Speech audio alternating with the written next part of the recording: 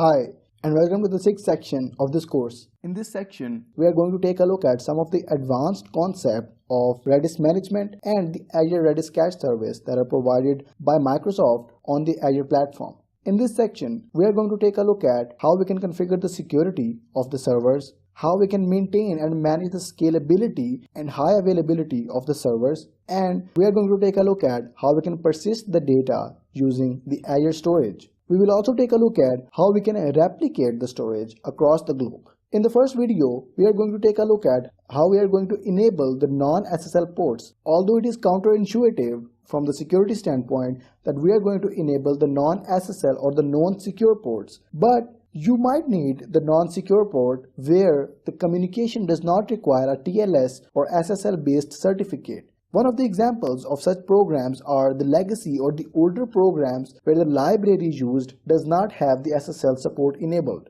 The non-SSL channels can allow anyone or everyone to connect to the server and communicate without requiring to communicate through a certificate, a valid certificate that has to be used on the internet. But it is recommended that you always consider using SSL ports only, and the SSL certificates are also managed by Microsoft Azure, so you don't have to pay anything for that. Let's go to the Azure portal and try to see where and how we can configure and allow the non-SSL ports to be used.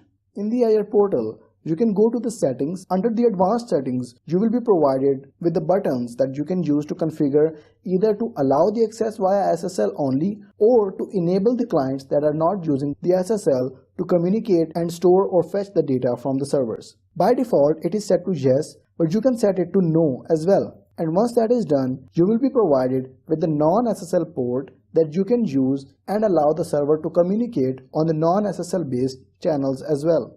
You can see that both the ports are different. The 6380 port is for the SSL port and the 6379 is the port for the non-SSL communication. So you will be using this port while communicating with the Redis client on a non-SSL port.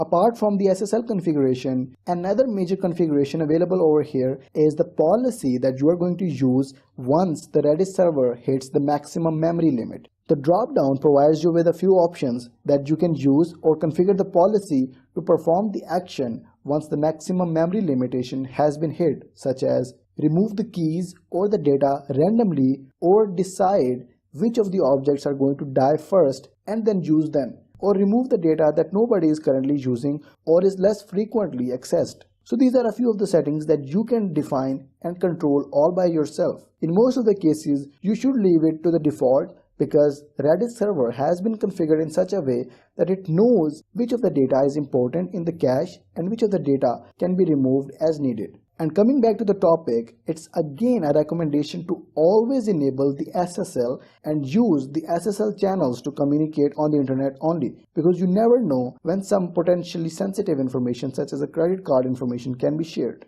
The reason behind that is that the SSL ports use the certificate and all of the information travels in encrypted form on the wire, and only server or the program that the user is using knows what the data was all about. So the man-in-the-middle attacks are less.